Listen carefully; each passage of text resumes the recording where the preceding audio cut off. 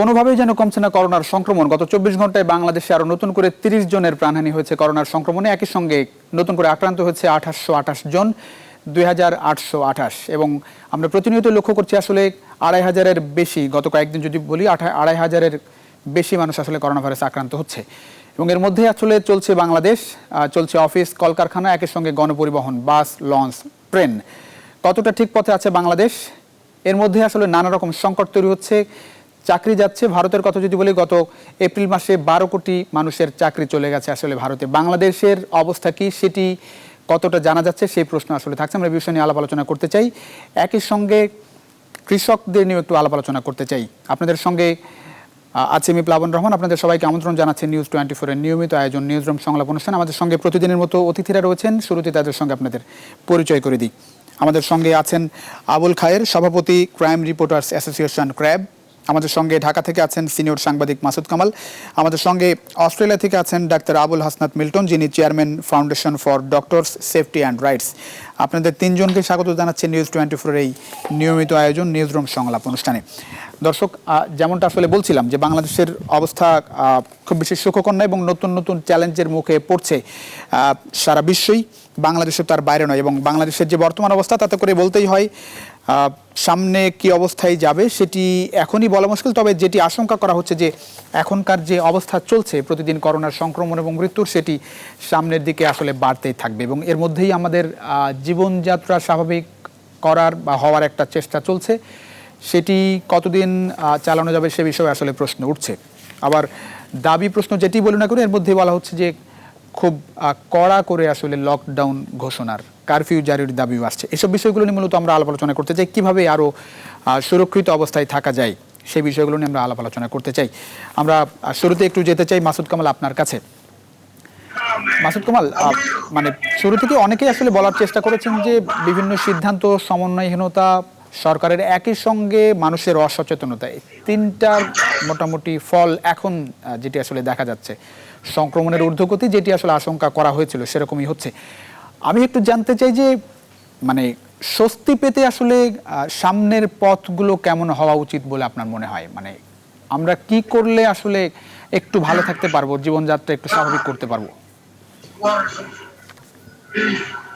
হ্যাঁ, দেখেন, আপনি যদি আমি আপনার প্রশ্নটা খুব স্পষ্ট করে শুনতে পাইনি, আপনার কথা একটু ভেঙে ভেঙে যাচ্ছে, তবে সমস্যা হয় না, আমি মোটামুটি বুঝতে পেরেছি আপনি কি বলতে চেয়েছেন। আমি আমার মতো করে উত্তরটা দিয়ে দিই। মূল বিষয়টা হলো কি, দেখেন, আপনি যেটা জানতে চেয়েছেন যে এ পর্যন্ত আমরা যে অবস্থানে আছি, এই অবস্থানটা আসলে কেন হলো, কিভাবে হলো। এখন করোনা তো এসেছে, এটার জন্য কে দায়ী কে দায়ী নেই এটা তো খুঁজে বের করার কোনো উপায় নেই। আমরা তো এখনো বুঝতেই পারছি না কেন এলো, সারা দুনিয়া জুড়ে এলো। এখন এটা একটা বৈশ্বিক সমস্যা। এই সমস্যাকে আমি আপনি খুব সহজে সমাধান করে ফেলবো এটা তো আশা করা যায় না, কারণ সারা দুনিয়ার কেউ তো পারেনি। আমরা হঠাৎ করে পেরে যাবোই বা কিভাবে? আর আমাদের এত মানুষের দেশ, যেখানে মানুষের এত ঘনত্ব, মানুষের শিক্ষার হার এত কম, সেখানে তাদের কাছ থেকে আপনি রাতারাতি অনেক সচেতনতা আশা করবেন, সেটা যেমন সম্ভব নয়। আবার যেখানে আমাদের সরকারের আমাদের সক্ষমতা অত বেশি নয় যে সব মানুষকে ঘরে বসিয়ে রেখে তার মানে খাবার, ঘরের তার যা প্রয়োজন সব দিয়ে যাবে, এটা তো সহজ নয়। কাজেই আপনার কেবল কাল্পনিক চিন্তা করলেও কিন্তু আমরা সমাধান পাবো না। তারপরেও যতটুকু সম্ভব ছিল এর মধ্যে, এই শত সীমাবদ্ধতার মধ্যেও যতটুকু সম্ভব ছিল ততটুকু যেন আমরা করছি না। এটা আমরা সাধারণ মানুষ যারা আছেন তারাও যেমন করছেন না, সরকারের দিক থেকে সরকারও তেমন করতে পারছেন না। সরকারের মধ্যে আমার কাছে মনে হয়েছে তারা খুব চিন্তা ভাবনা করে খুব সিদ্ধান্ত নিচ্ছেন, আমার কাছে তেমনটা মনে হয় না। তারা যেন আপনার কার্যকরিতার চেয়ে বেশি মানে মনোযোগ দিচ্ছেন মানে বাহুল্য বিষয়ের দিকে, যে যেটাতে কোনো কাজ হবে না সে ধরনের কাজে তারা সময় নষ্ট করছেন। এটা আমার কাছে যেটা মনে হয়েছে। মাসুদ কামাল, আমি একটু জানতে চাই, নিশ্চয়ই শুনতে পাচ্ছেন মাসুদ কামাল, আমি জানতে চাই যে স্বাস্থ্যবিধি মানানোর জায়গাটাই আপনি নিশ্চয়ই দেখছেন প্রতিদিন খবরে, এবং বাইরে যদি বের হওয়ার সুযোগ হয় সেটিও দেখতে পাচ্ছেন।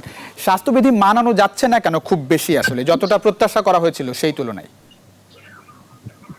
মানানো যাচ্ছে না এটা এই কারণে যে দেখেন, বিষয়গুলো আসলে সাধারণ মানুষের কাছে যে পৌঁছে দেওয়া, সাধারণ মানুষের মধ্যে যে একটা সচেতনতা তৈরি করার কার্যকর পথ খুঁজে বের করা, আমার কাছে কেন যেন মনে হয় সরকার সেই কাজটাই করতে পারেনি। সরকাররা নিজেদের পরস্পরের মানে পিঠ চুলকানোর দিকে বেশি ব্যস্ত হয়ে পড়েছে। ইন দ্য মিন টাইম আমি অনেক মন্ত্রীকে বলতে শুনেছি তারা সফল হয়েছে, তারা অমুক দেশের চেয়ে সফল, তারা তমুক দেশের চেয়ে সফল। দেখেন, অন্য দেশের চেয়ে আমি সফল এটা বলে আপনি এক ধরনের আত্মতৃপ্তি পেতে পারেন, কিন্তু মানুষের অসুস্থতা তো আর কমবে না, মানুষের দুর্ভোগটা তো কমবে না। আপনি মানুষকে বোঝাতে পারেননি আপনাকে কি করতে হবে। যেমন ধরেন আমি উদাহরণ দিয়ে বলি, আপনি বলেছেন আপনি গণপরিবহন চালু করে দিয়েছেন, চালু করে দিয়ে বলেছেন আপনাকে স্বাস্থ্যবিধি মেনে চলতে হবে। তো স্বাস্থ্যবিধিটা কি? স্বাস্থ্যবিধি বলতে আপনি কি বুঝেন? এই জিনিসটা কি মানুষকে ওনারা সুনির্দিষ্টভাবে বোঝাতে পেরেছেন? পারেননি। আপনি 10 জন লোকের দিকে জিজ্ঞাসা করেন স্বাস্থ্যবিধি বলতে আপনি কি বলেন। জি মাসুদ কামাল, যেটি আমি একটু বলতে চাই সেটা হচ্ছে স্বাস্থ্যবিধি বলতে দু একটি পয়েন্ট আসলে বলা হয়েছে, যেটি হচ্ছে যে মাস্ক বাধ্যতামূলক করার কথা বলা হয়েছে, জীবাণুনাশক দিয়ে হাত ধোয়ার কথা বলা হয়েছে, হ্যান্ড স্যানিটাইজার সাথে রাখার কথা বলা হয়েছে, চশমা পরার কথা বলা হয়েছে, এগুলোই পয়েন্ট আকারেই বলা হয়েছে। তার মধ্যেও আসলে মানুষ খুব বেশি ভয় পাচ্ছে বলে মনে হচ্ছে না। জি আমি মানছি যে এগুলো বলা হয়েছে না, এগুলো বলা হয়েছে কয়জন লোক জানে? আপনি সাধারণ মানুষদের জিজ্ঞাসা করেন তো, দেখেন সবাই জানে কিনা। ওকে, আপনি মনে করেন আমি বাস স্ট্যান্ডে আমি দূরপাল্লা বাসে কোথাও যাবো, তো বাসে ওঠার আগে কি আমার হাত ধোয়ার ব্যবস্থা আপনি রেখেছেন ওখানে? আমি কি পাবো যে টিকিট কাটার আগে আমাকে হাত ধুতে হবে? ওখানে একটা আলাদা মানে বেশ কয়েকটা বেসিন আছে, যাবে লোকে হাত পা ধুবে পারবে?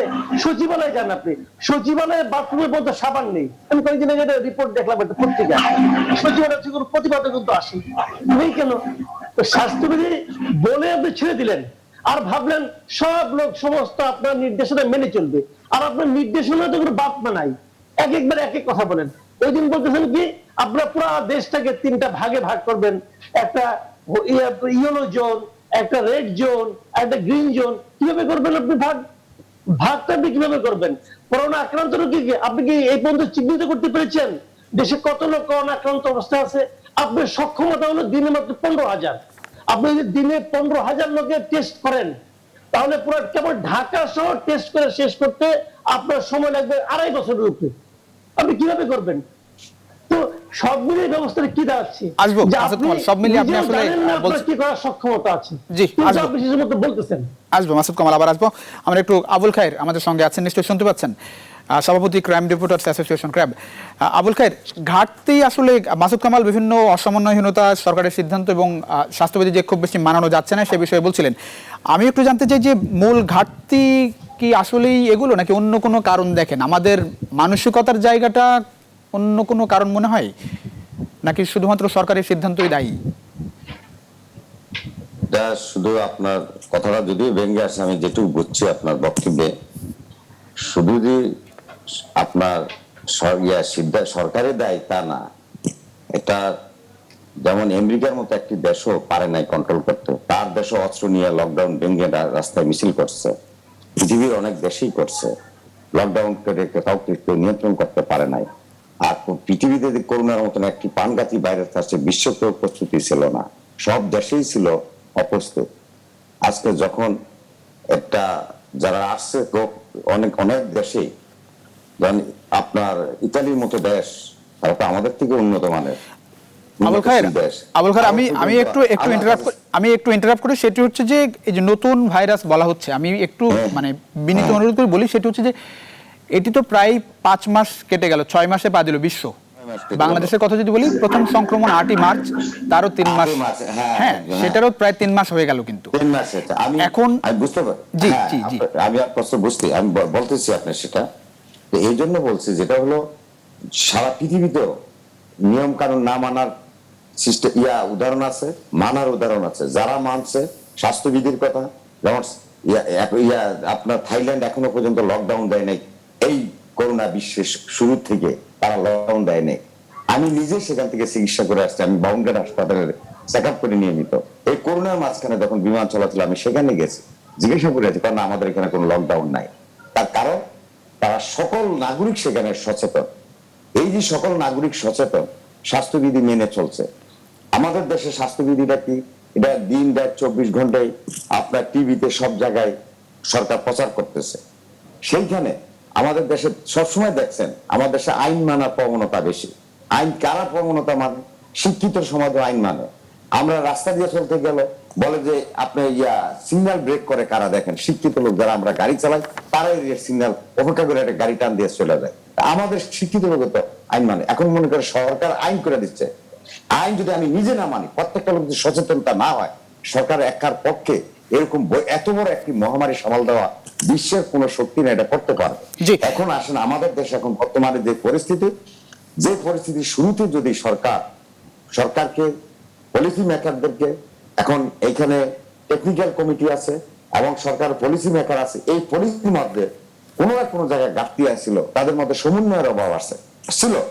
নাইলে আপনার শুরুতে যখন হয়েছিল এত বড় একটা মহামারী, আমার সীমিত সম্পদ, আমি কতটুকু কিভাবে এটা মোকাবেলা করবো, এটা মোকাবেলা আপনার রোগ হওয়ার আগে প্রতিরোধই যথেষ্ট।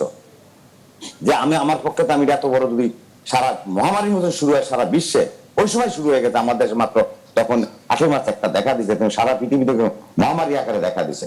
তখন আমাদের প্রস্তুত ছিল যে আমাদের সীমিত সম্পদটা কিভাবে আমরা এটাকে রক্ষা করবো। আমার প্রথম কাজ হলো যে না, আমার তো এই ব্যাপক হারে যখন শুরু হবে মহামারী, আমি চিকিৎসা ব্যবস্থা দিতে পারবো না, আমার সেই পরিমাণ জনবল নাই।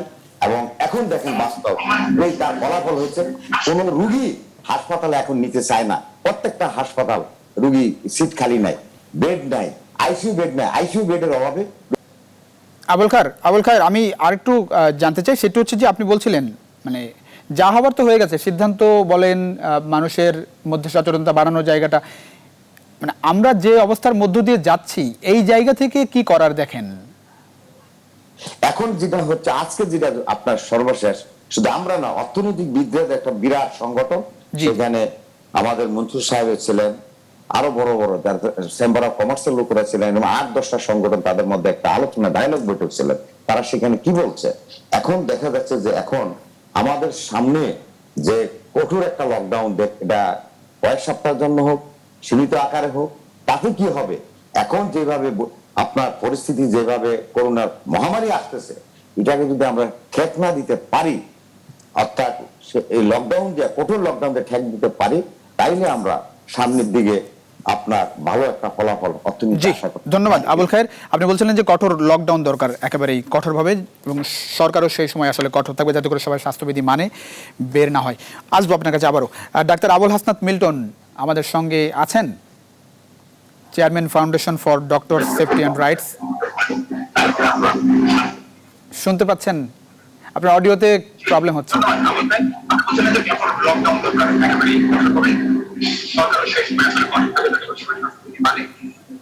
আমরা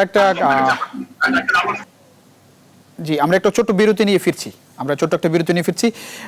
নিশ্চয়ই দর্শক বুঝতে পারছেন একটু তথ্য প্রযুক্তিতে জায়গাটা একটু অসুবিধা হচ্ছে, আমরা কথা শুনতে পাচ্ছি না। ছোট্ট একটা বিরতি নিয়ে ফিরছি নিউজরুম সংলাপে, নিশ্চয়ই বিরতির পর আপনাদের সঙ্গে পাচ্ছি।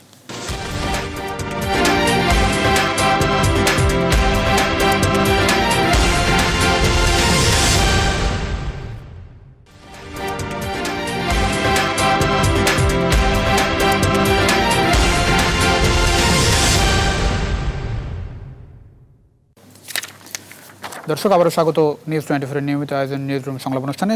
আমরা কথা বলছিলাম করোনার বাংলাদেশের বাস্তবতা নিয়ে। আসলে জি, আমরা একটু যেতে চাই অস্ট্রেলিয়াতে। আমাদের সঙ্গে আছেন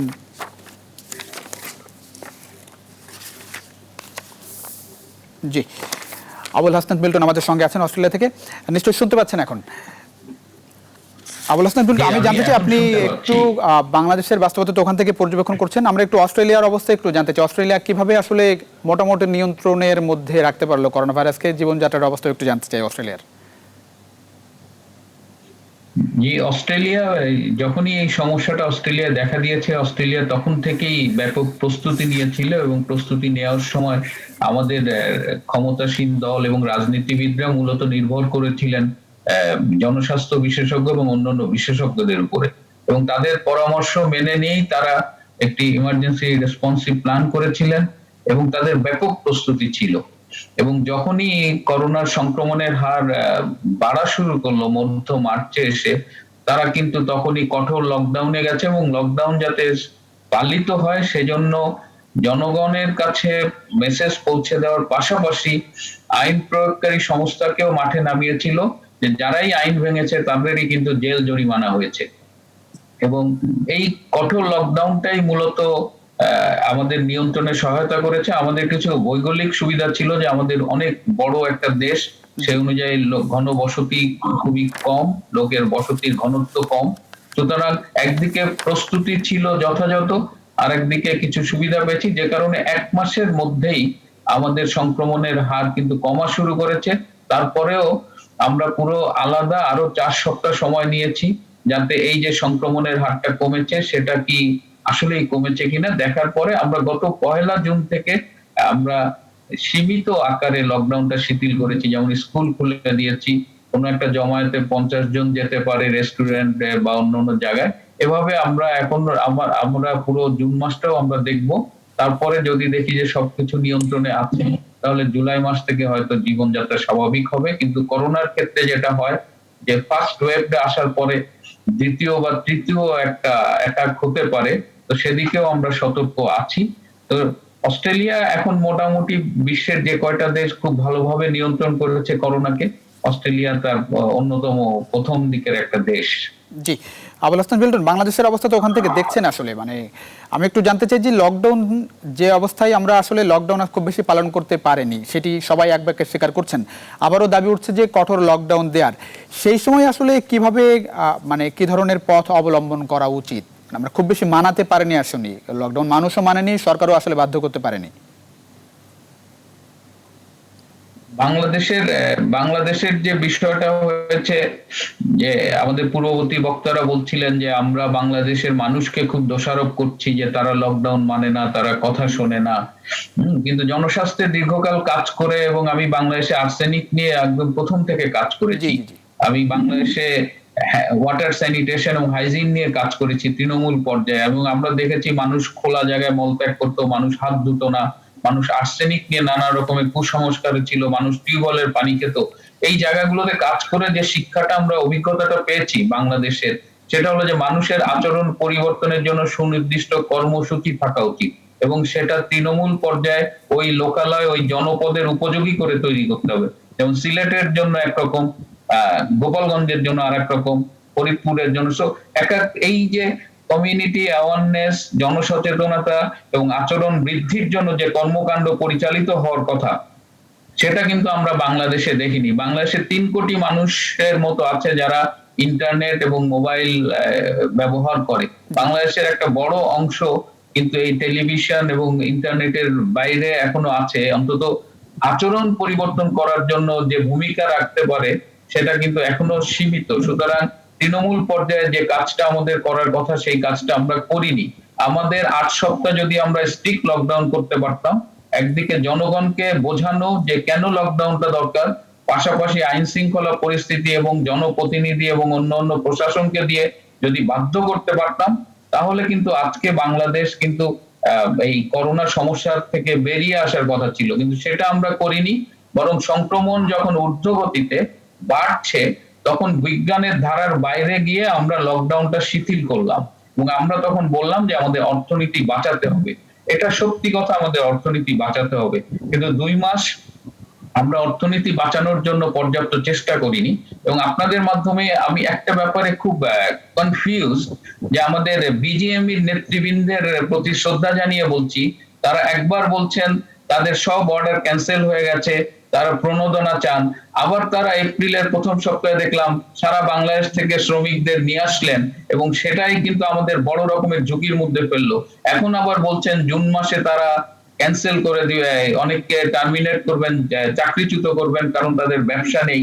তো এই যে নানা রকম কথাবার্তা তারা বলছেন, এবং তারা প্রণোদনাও নিচ্ছেন, লোকজনকে এনে জনস্বাস্থ্যের প্রতি হুমকি বাড়িয়ে দিয়েছেন। আবার মানে আমরা ঠিক বুঝতে পারছি না যে অর্থনীতিকে বাঁচাতে গিয়ে আমরা কি করছি। এবং আপনাদের আমি একটি কথা বলি, যে অর্থনীতি বাঁচাতে গিয়ে আমরা যদি করোনাকে এভাবে বাড়তে দেই, তাহলে অর্থনীতি আমাদের বাঁচবে কিনা এটা আমাদের ভাবতে হবে। ইতিমধ্যে আবার আসবো ডাক্তার আবুল হাসনাত মিল্টন, আবার আসবো আপনার কাছে। আমরা একটু মাসুদ কামালের কাছে আবার যেতে চাই। মাসুদ কামাল, নিশ্চয়ই শুনতে পাচ্ছেন। আমি একটু জানতে চাই যে অর্থনীতিকে বাঁচানোর কথা বলা হয়েছে, জীবন জীবিকার ভারসাম্য রক্ষার কথা বলা হয়েছে, কিন্তু ভাইরাস যদি আসলে নির্মূল না হয় এবং স্বাভাবিক জীবনযাত্রা যাওয়ার মতো যদি ভাইরাস স্বাভাবিক পর্যায়ে না যায়, মানে আমি বলতে চাই ভাইরাস পুষে রেখে আসলে অর্থনীতি বাঁচানো যাবে কিনা? আমি এই জায়গাটাই দেখেন আমি একটা মাসুদ কথা কামাল, জি। বলি আপনাকে এখানে, যে আমরা কিন্তু আসলে কখনোই লকডাউনটা দেইনি। আমরা যেটা দিয়েছি সেটা হলো সাধারণ ছুটি। আমার জানা মতে পৃথিবীর কোনো দেশ সাধারণ ছুটি দেয়নি একমাত্র আমরা ছাড়া।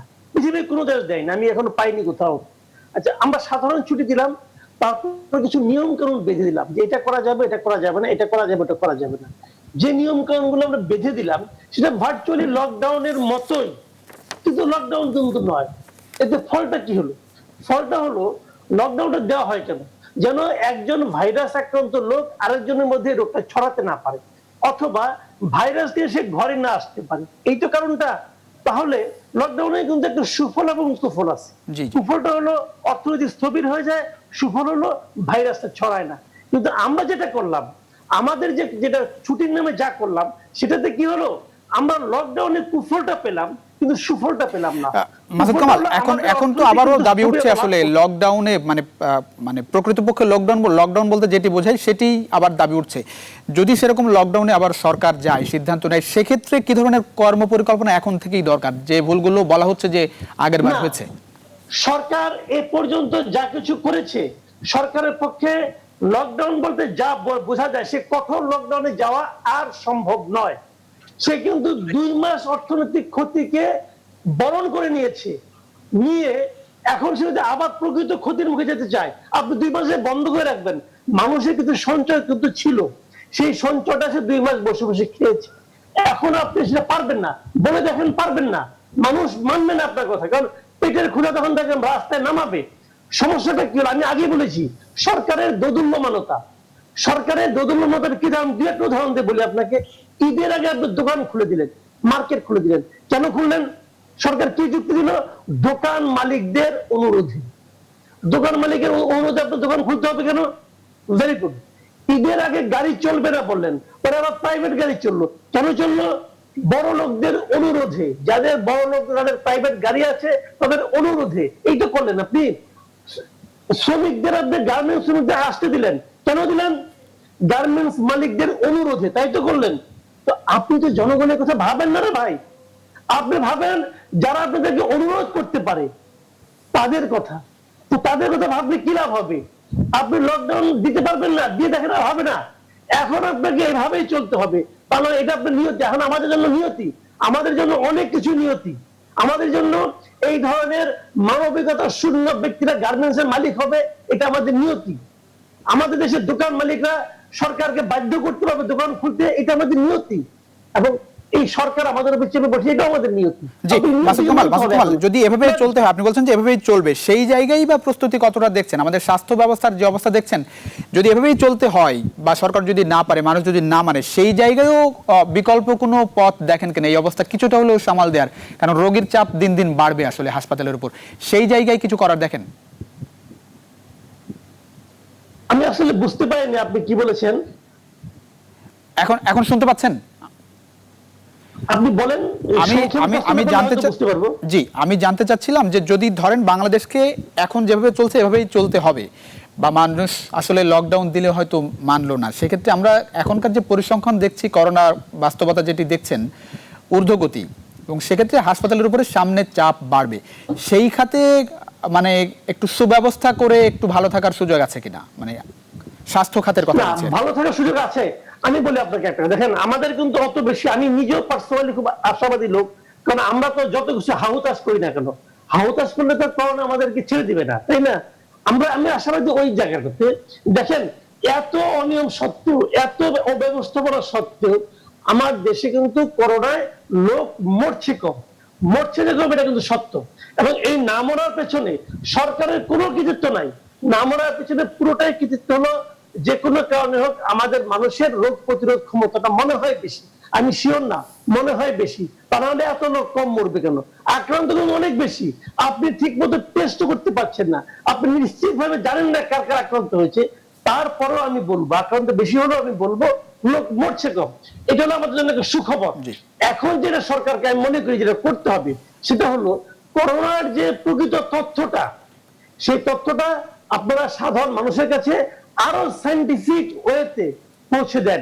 আপনারা পারেননি পৌঁছাতে, তাহলে 1 নম্বর প্রশ্ন। 2 নম্বর কথা হলো, সরকারের পক্ষ থেকে যে সিদ্ধান্তটা নেবেন সেটা সুনির্দিষ্ট ভাবে নেন, টু দা পয়েন্টে নেন, টু দা পয়েন্টে নেন। যখন আপনি বলেন যে স্বাস্থ্যবিধি মেনে গাড়িতে চড়তে হবে, সিট ফাঁকা রাখতে হবে, সিট ফাঁকা থাকে কিনা বিভিন্ন জায়গায় এটা মনিটরিং করেন। যখন আপনি বলেন যে আপনাকে এই মানে যে যে নিয়ম কানুন গুলো করে দেওয়া, যেমন আপনি বলছেন 25% লোকের অফিস করার দরকার নাই, কোন 25% দরকার নেই এটা আপনি বলে দেন। সচিবালয়ে সবার যাবার দরকার নাই, সংস্কৃতি মন্ত্রণালয়ের সচিবালয় করা যতটুকু জরুরি স্বাস্থ্য মন্ত্রণালয়ে যাওয়া তার চেয়ে বেশি জরুরি। স্বাস্থ্য মন্ত্রণালয় 25% কমিয়ে না, সংস্কৃতি মন্ত্রণালয় 75% কমাই দেন। এইগুলি বুঝে সুনির্দিষ্ট ভাবে বলেন, যেন মানুষ নিজেরাই বুঝতে পারে যে কি না করলে পর তাকেই প্রতিবাদ করতে হবে। জি, এটা করতে হবে। আসবো আবার আবুল খায়ের আপনার কাছে আসতে চাই আবারও। আমি একটু জানতে চাই যে আপনি অস্ট্রেলিয়ার কথা বলছিলেন কিছুক্ষণ আগে, ডাক্তার আবুল হাসনাত মিল্টন। আমরা আসলে বাংলাদেশে সরকারি পর্যায়ে, বেসরকারি পর্যায়ে, প্রশাসন, জনপ্রতিনিধি সমন্বয় আসলে কতটা দেখেছেন, নাকি মনে হচ্ছে শুধুমাত্র সরকারি কাজ করছে, অন্যরা সবাই ঘরে বসে আছে? আবুল খায়ের, সামনে সেটি আসলে কতটা জরুরি দেখেন? আর সামনে আসলে আমি শুরুতেই আপনাদের বলছি যে আমাদের এটা এই ভাইরাস কিন্তু রাতারাতি যাবে না, এবং জনস্বাস্থ্য বিশেষজ্ঞরা এবং ডব্লিউএইচও এবং বিভিন্ন গবেষণায় এটা বেরিয়ে আসছে যেটা এটা আরো 2-3 বছর পর্যন্ত বিশ্বে অবস্থান করবে, বাংলাদেশেও থাকবে। এটাকে মাথায় রেখে সামনের দিকে আপনার কর্ম পরিকল্পনা আপনাকে করতে হবে। এখন আমি না বাঁচলে আপনার আমার ওই অর্থনীতি দিয়ে কি করবেন, আর আর অন্য কিছু দিয়ে কি করা যাবে? এখন আমাকে আগে রক্ষা করতে হবে, আমার জীবন রক্ষা, আমার জীবন রক্ষায় না, তারপরে না অর্থনীতি, তারপরে আপনার অন্য কিছু। আবুল খায়ের, আমি জানতে চাচ্ছিলাম যে আমাদের যেসব বিভিন্ন বিভাগ আছে, আমি বলছি যে প্রশাসন, জনপ্রতিনিধি, সরকারি পর্যায়ে, বেসরকারি পর্যায়ে, সবগুলোর একটা সমন্বয় জরুরি কিনা, সেটি শুরু থেকে হয়নি বলেই বিভিন্ন জন সমালোচনা করেছেন। সামনে মানে এরকম দরকার কিনা মনে করেন কিনা আসলে, মানে সবাই মিলে একসাথে ঝাঁপিয়ে পড়া? আপনাকে আমি বলি, হ্যাঁ, এখন যেমন ডাক্তারদের মধ্যে একটা গ্রুপ আছে, এখানে আওয়ামী লীগ, বিএনপি, জামাত আছে, ঠিক আমলাদের মধ্যে আওয়ামী লীগ, বিএনপি, জামাত আছে, প্রত্যেকটা সেক্টরে আছে, প্রত্যেকটা জায়গায় আছে। আমাদের দেশে আসলে মন মানসিকতা কাজ করে, এই কারণে আমাদের মধ্যে সমন্বয়ের একটা বড় ঘাটতি আছে। কিন্তু বুঝতে হবে এই সমস্যাটা শুধু আওয়ামী লীগের নয়, এই সমস্যাটা বিএনপির নয়, এই সমস্যাটা সরকারের নয়, এই সমস্যা জাতীয় সমস্যা, সকলের সমস্যা, প্রতিটা নাগরিকেরই সমস্যা। এই কারণে সকলকে একই মতে একই জায়গায় আসতে হবে, একটা সমন্বয়, যাতে করে কোনো ধরনের ঘাটতি না হয়। এখানে কোনো ধরনের আওয়ামী লীগ, বিএনপি, কে আওয়ামী লীগ, কে বিএনপি, কে কি, এইগুলি দেখার না। যে যে অবস্থানে আছেন সেই অবস্থান থেকে দেশকে আপনার এগিয়ে নেওয়ার জন্য সমন্বয় থাকতে হবে। জনপ্রতিনিধি, আমি একটু জনপ্রতিনিধির কথা বলি। জনপ্রতিনিধিদের মানে খুব বেশি কাজে লাগানো গিয়েছে কি শুরু থেকে, মানে মূল ধারার সঙ্গে যেভাবে সরকার চেষ্টা, মানে এখানে আসেন, এখানে হ্যাঁ, এখন জনপ্রতিনিধিদের কাজে না লাগিয়ে এবার একটু বেশি আমলাদেরকে দেওয়া হয়েছে, প্রশাসনের ক্যাডারদেরকে দেওয়া হয়েছে। সেখানে আমলাদের আমাদের জনপ্রতিনিধিদের মধ্যে একটু ক্ষোভ দেখা দিছে, স্বাভাবিক। কিন্তু তারপরও জনপ্রতিনিধিদের ক্ষোভ দেখার এখানে অবকাশ নাই। তার কারণ যা কিছু হবে আর সে কমিটির কিন্তু অ্যাডভাইজার, এবং সে কমিটিতে আছে জনগণের নির্বাচিত প্রতিনিধি। প্রতিনিধি সেই ব্যক্তি, সেটা জনগণের নির্বাচিত প্রতিনিধি, তার রাইট সেইখানে কে গেল, কে প্রতিনিধি আছে না আছে, তার এলাকায় সবকিছু সুষম বন্টন করার দায়িত্ব ওই জনপ্রতিনিধি। তাকে সরকার দায়িত্ব দিল কি দিল না, কিন্তু জনগণ তাকে ম্যান্ডেট দিছে, সে জননির্বাচিত প্রতিনিধি, তার কাজ হলো জনগণের কল্যাণে কাজ করা। সেখানে তার এলাকায় সরকার যে যা কিছু সরবরাহ করতে, সেখানে সবকিছু ঠিক মতো পড়ছে কিনা, মানুষের জনগণ পাচ্ছে কিনা, গরিবরা পাচ্ছে কিনা, কারে কি দিবে, টাকা পয়সা এবং প্ল্যান ঠিক মতো করছে কিনা, তাকে না বললো। সে যেহেতু নির্বাচিত প্রতিনিধি, এটা তার উপরে ইমানি দায়িত্ব সে কাজ করা, কিন্তু তা না করে অনেক জায়গায় বসে আছে। ওই সেখানে যে প্রশাসনের লোক, তারা নিজেরা সবকিছু ওই বিল্ডিং বন্টন করছেন চেয়ারম্যানের মাধ্যমে। দেখছেন তো কোনো জায়গায় অনিয়ম, দুর্নীতি সব জায়গায় হচ্ছে, আবার অনেকে পাচ্ছেন। এখন সেটা কাটিয়ে অনেকটা সরকার হয়তো এইসব জায়গায় সরকার নিশ্চয়ই কাজ করবে সামনে যদি কোনো কর্মপরিকল্পনা আসে। আসবো আবার ডাক্তার আবুল হাসনাত মিল্টন, নিশ্চয়ই শুনতে পাচ্ছেন, বারবার আসলে এটি বলতে হচ্ছে কারণ আমাদের আসলে পুরোপুরি তথ্য প্রযুক্তির উপর নির্ভর করতে হচ্ছে আসলে। জি আবুল হাসনাত মিল্টন, আমি জানতে চাই যদি সরকার আসলে মানে কঠোর লকডাউনের দিকে যায়, হ্যাঁ, সেক্ষেত্রে কি ধরনের কর্মপরিকল্পনা প্রস্তুতি আগে থাকা দরকার? কারণ বলছি এ কারণে যে আমাদের আগে যে সমস্যাটি হয়েছিল, অনেক মানুষের কাছে আসলে ত্রাণ পৌঁছানো যায়নি, যারা বিশেষ করে আসলে নিম্নবিত্ত মানুষ। যদিও সরকার থেকে বলা হয়েছে একটু অনেক বেশি মানে বাজেট ছিল, অনেকের কাছে পৌঁছানো গেছে। যদি আমি বড় ফিগারে ধরি যে অনেক টাকা বরাদ্দ হয়েছে, কিন্তু দেখা গেল যে অনেক একটা বড় অংশের মানুষ আসলে বাদ থেকে গেছে। যদি কঠোর লকডাউনে যেতে হয় সেক্ষেত্রে কি ধরনের কর্ম পরিকল্পনা দরকার বাংলাদেশের জন্য, আসলে কি ধরনের প্রস্তুতি দরকার সরকারের? ছিল, অনেকের কাছে পৌঁছানো গেছে। যদি আমি বড় ফিগার ধরি যে অনেক টাকা বরাদ্দ করেছে, অনেক টাকা যদি মানে এখন আমাদের আসলে আমরা তো সায়েন্সটাকে সাইডলাইনে রেখেছি বিভিন্ন যুক্তি দেখিয়ে, তো এটা আমরা একটা বিশাল ঝুঁকি নিয়ে ফেলেছি। এখন আমরা যদি লকডাউনে আবার ফিরে যেতে চাই, আমাদের নিশ্চিত হতে হবে যে সেই লকডাউনটাকে আমরা সাকসেসফুল করতে পারবো। এই দায়িত্ব কিন্তু সরকারের, কারণ সরকারকেই নেতৃত্ব দিতে হবে। যদি সেই মেশিনারিজ কনফার্ম করতে পারি যে লকডাউন আমরা করতে পারবো, কারণ 80% এর কম লকডাউন যদি হয় তাহলে সেই লকডাউনে কাঙ্ক্ষিত ফলাফল পাবো না। সুতরাং আমরা আরেকটা লকডাউন তখনই যাব যদি আমরা নিশ্চিত হই, এবং তার জন্য আমি হয়তো বলবো যে আমরা মধ্য জুন পর্যন্ত একটু দেখি যে আমরা যে ঝুঁকিটা নিয়েছি, যে ইনফেকশনও বাড়ছে, আবার আমাদের জীবনযাপনও স্বাভাবিক হয়ে আসছে, এই যৌথ জায়গায় দাঁড়িয়ে আমরা কোথায় পৌঁছাচ্ছি সেটা দেখার পরে আমি বলবো যে আরেকবার লকডাউনের মতো কঠোর সিদ্ধান্ত তখনই নেবেন যখন আমরা নিশ্চিত হব যে লকডাউনটা পালিত হবে। আর না হলে এভাবেই চলুক, আমরা নিজেদের বাঁচাবো। এখন আমার নিজের বাঁচানোটাই আমাদের জাতীয় কৌশল হোক, এবং সেই বাঁচানোর জন্য অন্তত জনসচেতনতা বাড়ানোর জন্য যে কাজগুলো করা দরকার, সেই গ্রাম পর্যায়ে, হাট পর্যায়ে বিলবোর্ড করে দেওয়া, বা আমাদের একটা স্বেচ্ছাসেবক বাহিনী যদি থাকে তারা নিশ্চিত করলো সেই গ্রামে কিভাবে স্বাস্থ্যবিধি পালিত হচ্ছে, তারা মানুষের কাছে গিয়ে বলল, এই কাজগুলো অন্তত করেন। আর লকডাউন করবেন কিনা এই সিদ্ধান্ত আপনাদের নিতে হবে, কারণ দিনের শেষে এই অর্থনৈতিক প্রেসার এবং তার যে পার্শ্ব প্রতিক্রিয়া, সামাজিক প্রতিক্রিয়া, এগুলো সরকারকেই ফেস করতে হবে।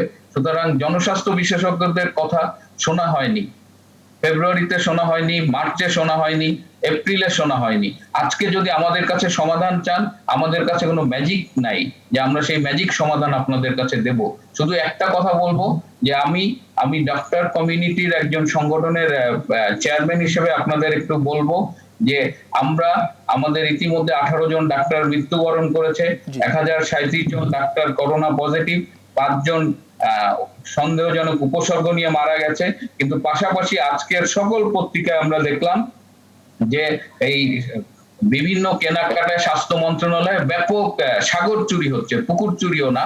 আমরা বলছি, আমরা যখন লড়াই করছি, আমরা যখন রোগীদের বাঁচানোর জন্য সর্বস্ব নিয়ে ঝাঁপিয়ে পড়ছি, তখন যদি আমরা দেখি স্বাস্থ্য মন্ত্রণালয়ের এরকম দুর্নীতিতে নিমজ্জিত, তখন যদি আমরা দেখি স্বাস্থ্য অধিদপ্তর ঠিকমতো কাজ করতে পারছে না, তখন কিন্তু আমরা ক্ষুব্ধ হই। এবং এই ক্ষোভ শুধুমাত্র ডাক্তার সমাজের মধ্যে না, এই ক্ষোভ কিন্তু জনগণের মধ্যেও ছড়িয়ে যাচ্ছে। সুতরাং আমরা অনুরোধ করব যে একদিকে আমরা যখন লড়াই করছি তখন একটু এইটুকু ইনশিওর করেন যে স্বাস্থ্য খাতের এই দুর্নীতিগুলো নিয়ন্ত্রিত হয়, এবং যারা অপরাধী তাদের যেন শাস্তি নিশ্চিত করা হয়, এইটুকু আমরা অনুরোধ করব। আর একটা জনস্বাস্থ্য বিশেষজ্ঞ হিসেবে একটা পরামর্শ দিই যে এখন সময় এসেছে ওই ল্যাবরেটরি টেস্টের পাশাপাশি কমিউনিটি লেভেলে র্যাপিড ডায়াগনস্টিক টেস্টের দিকে যেতেই হবে, এটার কোনো বিকল্প নেই। আপনারা গণস্বাস্থ্য কিট নিয়ে অনেক সময় নষ্ট করছেন, পৃথিবীর অনেক দেশে এর চেয়ে অনেক নির্ভরযোগ্য কিটস আছে। আমাদের জানতে হবে কোন মানুষগুলো সংক্রমিত, এবং এই র্যাপিড টেস্ট না করা গেলে কমিউনিটি পর্যায়ে কিন্তু আমরা এটা নিয়ন্ত্রণ করতে পারবো না। জি, অনেক ধন্যবাদ। আসবো ডাক্তার আবুল হাসনাত, আবার আসবো। আমার কাছে একটু বৈশ্বিক পরিস্থিতি আছে করোনা ভাইরাসের, একটু দেখে আসতে চাই প্রতিদিনের মতো। দর্শক, করোনা ভাইরাসের সংক্রমণ আসলে ঊর্ধ্বগতির দিকেই একটু দেখে আসতে চাই। সব মিলিয়ে আসলে এখন পর্যন্ত 67,67,288 জন আসলে করোনা ভাইরাসে আক্রান্ত বিশ্ব জুড়ে আসলে, এবং মৃত্যুর হারও কিন্তু আসলে বাড়তির দিকে প্রতিনিয়ত আমরা দেখতে পাচ্ছি। 3,95,187 জন মৃত্যুবরণ করেছেন করোনা ভাইরাসের কাছে হার মেনে।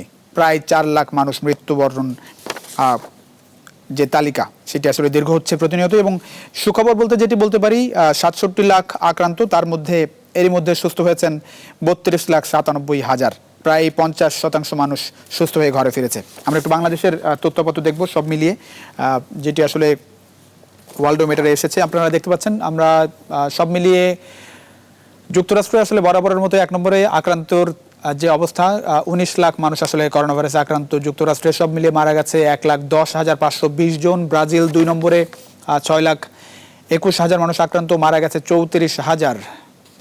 ভারতের, আমাদের প্রতিবেশী দেশ ভারতের তথ্যপত্র দিকে একটু নজর দিতে চাই, 2,35,769 জন আসলে করোনা ভাইরাসে আক্রান্ত এখন পর্যন্ত। এই জায়গায় মাত্র 15 দিন লেগেছে 1 লাখ থেকে 2 লাখে পৌঁছতে, খুবই আশঙ্কাজনক বিষয়। মারা গেছে এখন পর্যন্ত 6,641 জন। এই মোটামুটি পাকিস্তানের অবস্থা খুব বেশি সুখকর না। আমরা একটু বাংলাদেশের অবস্থা দেখতে চাই। বাংলাদেশে সব মিলিয়ে এখন পর্যন্ত আসলে 60,000 ছাড়িয়ে গেল, 60,391 জন করোনা ভাইরাসে আক্রান্ত বাংলাদেশে। মারা গেছে 811 জন, সুস্থ হয়েছেন 12,804 জন। একটু জানিয়ে রাখি, শনাক্ত রোগীর তালিকায় শীর্ষ 20-এ আসলে বাংলাদেশ। 90 দিনের মাথায় আসলে বাংলাদেশের সংক্রমণের 90 দিনের মাথায় যে রোগী শনাক্ত, সেখানে 60,000 ছাড়িয়ে যাওয়ায় বিশ্বে 20 নম্বর দেশ হচ্ছে বাংলাদেশ। এই মোটামুটি অবস্থা। আমরা একটু মাসুদ কামাল আবারও আপনার কাছে আসতে চাই।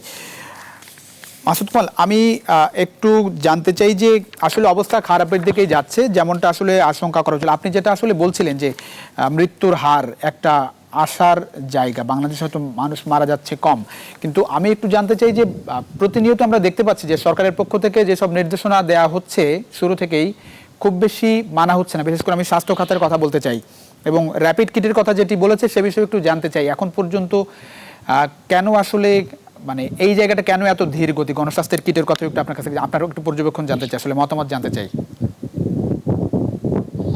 ঠিক বুঝিনি আপনার কথা, তবে আমি যতটুকু বুঝেছি যে আমি বলি, আমার মনে হয় আপনার প্রশ্নটা কভার হয়ে যেতে পারে। জি।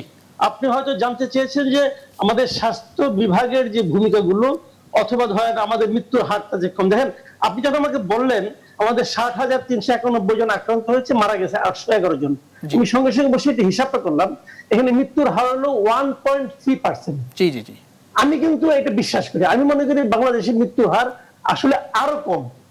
আরো কম বলি কেন, আমাদের তো টেস্ট বেশি হয়নি। দিনে আমাদের টেস্টের সক্ষমতা হলো 15,000, এর চেয়ে বেশি টেস্ট আমরা করতে পারি না। তো আসলে যদি আমি 15,000 না করে দিনে যদি আমি 1 লাখ টেস্ট করতে পারতাম, তাহলে দেখতেন যে আমাদের রোগীর সংখ্যা আরো অনেক বেড়ে গেছে। কাজেই টেস্ট কম হচ্ছে, কিন্তু আপনি কিন্তু মৃত্যু লুকাতে পারছেন না। মৃত্যু কিন্তু ঘুষের টাকা না ড্ররে রেখে দিবেন, মৃত্যু লাশ রেখে দেওয়া যায় না। তো ধরলাম কিছু লাশ ফাঁক ফুক দিয়ে দাফন হয়ে গেছে অন্য নামে, সেটা যদি ডাবলও হয় তাও সেটা কিন্তু আপনার যে দেখা যাবে সেটা 1% হবে না। কাজে আমাদের মৃত্যুর হারটা কম, এটা আমাদের সৌভাগ্য আমি বলবো। কারণ আমি আবারও বলি, করোনা ভাইরাস আপনি থামানোর কোন পদ্ধতি এখনো বিশ্বের কেউ আবিষ্কার করতে পারেনি। কিন্তু টেস্টের যে কথা বলছেন মাসুদ কামাল, টেস্ট করার যেটি বলছিলেন, এখন পর্যন্ত আমরা আমাদের যে 64টা জেলা, সেই 64 জেলাতেই তো টেস্ট করার ব্যবস্থা করা গেল না। হ্যাঁ, এখনো যায়নি, ইউর রাইট, এখনো করা যায়নি। যে কথাটা ডাক্তার মিল্টন বললেন যে এখন কি হচ্ছে, আমাদের মাত্র 49টা ল্যাবে কাজ হচ্ছে। আপনি 15,000-এর বেশি টেস্ট করতে পারেন না। তার মধ্যে তো প্রায় 15টি আসলে ঢাকায়। আবার আরেকটা জিনিস দেখেন, এই টেস্টটা এক্সপেন্সিভ রে ভাই, এক্সপেন্সিভ না? টেস্ট করতে গেলে 3,500 থেকে 4,500 টাকা লাগে। আজকে টেস্ট করতে দিলেন, আপনি 3 দিন পরে রেজাল্ট পাবেন।